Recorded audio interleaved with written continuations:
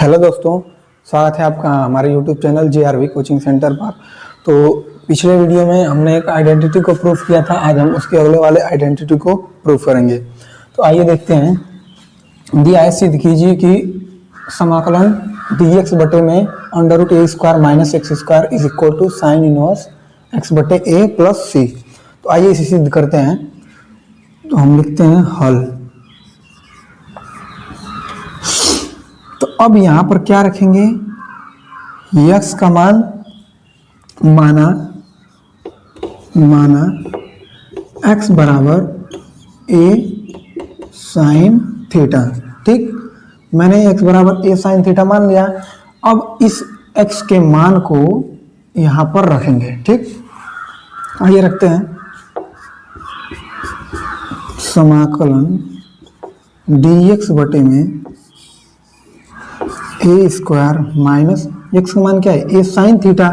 तो यहां पर रखेंगे a साइन थीटा का स्क्वायर। अब यहां पर हो जाएगा i इज इक्वल टू समाकलन dx बटे में a² minus a² sign square theta. अब यहां से क्या करेंगे, a² कॉमन कर लेंगे। तो मैं लिखूंगा यहां पर, इसको थोड़ा यहां पर लिखता हूं।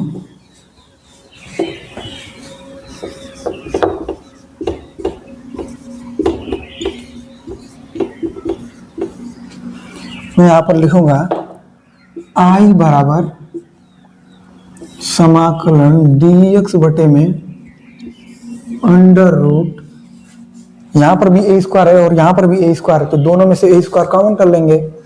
तो a² ब्रैकेट में यहाँ पर कुछ नहीं बचा तो एक बचा, क्योंकि एक में फिर इसका गुणा करेंगे तो फिर यही आ जाएगा। तो एक माइनस यहाँ पर क्या बचेगा, साइन स्क्वायर थीटा, इतना बच गया। अब चूंकि कौड़ी के अंदर ये स्क्वायर है, तो कोई भी चीज जैसे मैंने लिखा 5 गुणे 5, ठीक, तो इसका जोड़ा बन रहा है और कौड़ी के अंदर है, जोड़ा बन रहा है। तो जोड़ा बन उसका एक, जिसका जोड़ा बनेगा वो एक बाहर आ जाएगा। तो जैसे 5 5 का जोड़ा बन रहा है तो एक 5 बाहर हो जाएगा।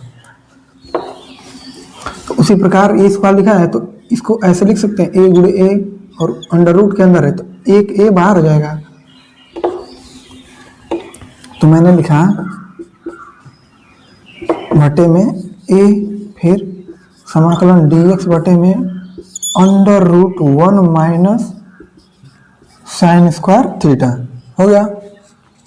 अब चूंकि हम एक आइडेंटिटी जानते हैं कि साइन स्क्वायर थीटा, चूंकि sine square theta plus cos square theta is equal to 1, तो अब इसके जगह पर क्या रखेंगे, इस साइन स्क्वायर थीटा को उस साइड भेजेंगे। उस साइड भेजेंगे तो क्या हो जाएगा, ये कॉस स्क्वायर थीटा यहीं पर रह जाएगा। Cos square theta is equal to 1 minus sine square theta, यानी कि 1 माइनस साइन स्क्वायर थीटा की जगह पर हम रखेंगे कॉस स्क्वायर थीटा। तो आइए रखते हैं। मैं यहाँ पर लिखूंगा i बराबर 1/a, फिर dx बटे में, फिर क्या करेंगे, यहाँ पर कॉस स्क्वायर थीटा रख देंगे। अब हो जाएगा 1/a समाकलन dx बटे में, अब ये अंडर रूट के अंदर कॉस स्क्वायर थीटा है, इट मीन्स कि इसको ऐसे लिख सकते हैं cos theta into cos theta. तो जोड़ा बन रहा है, तो एक कॉस थीटा बाहर आ जाएगा, तो और अंडर रूट हट जाएगा। तो मैंने यहाँ पर लिखा कॉस थीटा, इतना हो गया। अब क्या करेंगे, अब इसका समाकलन करने जाएंगे तो हम देखते हैं कि ये कॉस थीटा के पदों में है और ये dx x के पदों में है। तो इनको पहले थीटा के मतलब एक वेरिएबल में कन्वर्ट करना पड़ेगा। तो हम यहाँ से dx का मान निकाल सकते हैं और यहाँ पर रखेंगे, उसके बाद सॉल्व हो जाएगा। तो आइए यहाँ से dx का मान निकालते हैं। तो इस यहाँ से dx का मान निकालते समय इनके दोनों पक्षों का अवकलन कर देंगे थीटा के सापेक्ष। ठीक, तो मैं लिखूंगा दोनों पक्षों का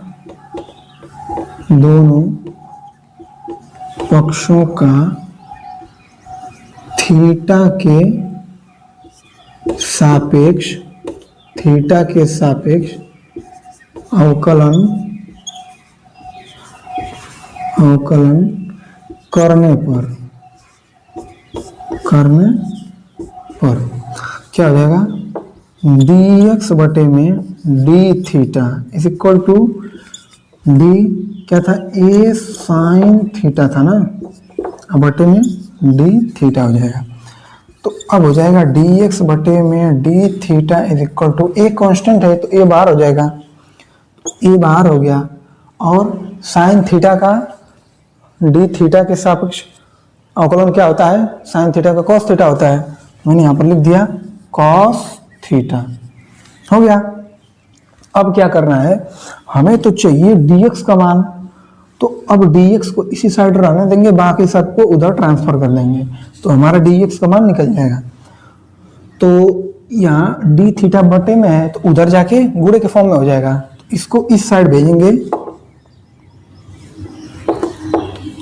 तो क्या हो जाएगा d थीटा, यानी कि dx का मान निकला, dx का मान आ गया dx is equal to a cos theta into d theta. तो अब ये dx का मान यहाँ पर रखेंगे, तो आइए रखते हैं, यहाँ पर dx का मान रखेंगे, क्या है dx का मान, a cos theta into d theta. अब देखिए इस cos थीटा से ये cos थीटा कट जाएगा, इससे ये कट गया, अब इस a से ये वाला a भी कट जाएगा, इससे ये कट गया, ठीक। अब क्या बचा, आइए आगे देखते हैं। अब बचा हमारे पास i बराबर समाकलन, कुछ नहीं बचा तो एक बचा, एक d थीटा।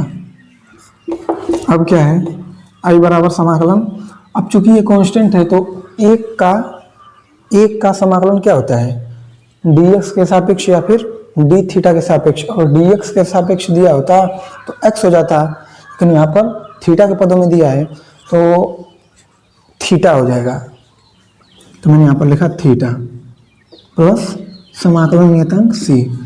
अब चूंकि यहाँ से क्या करेंगे, थीटा का मान निकाल कर यहाँ पर रखेंगे, हमारा आंसर आ जाएगा।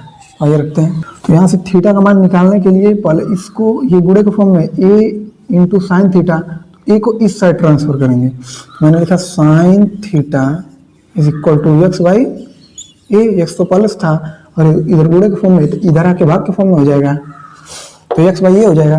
अब हमें थीटा का मान चाहिए, तो थीटा यही रहने देंगे, इसको उधर ट्रांसफर करेंगे तो इनवर्स बन जाएगा, ऐसे theta is equal to sine inverse x by a, इतना हो गया। अब यही थीटा का मान उठाकर यहाँ पर रखेंगे, तो आइए रखते हैं, आई बराबर थीटा का मान कितना हो गया, sine inverse x by a plus c, और यही हमें प्रूफ करना था, इसको सोल्व करके इतने के बराबर लाना था, जो कि हमने ला दिया। तो हम लिखेंगे इति सिद्धम, इति सिद्धम, बस यही करना था। तो देख लीजिए, इसको एक बार नोट कर लीजिएगा और अच्छे से रिवाइज कर लीजिएगा। तो आज के लिए बस इतना ही, मिलता हूँ नेक्स्ट वीडियो में। अगर वीडियो पसंद आया हो तो इस वीडियो को लाइक करें, हमारे चैनल को सब्सक्राइब करें और शेयर करें। Thank you.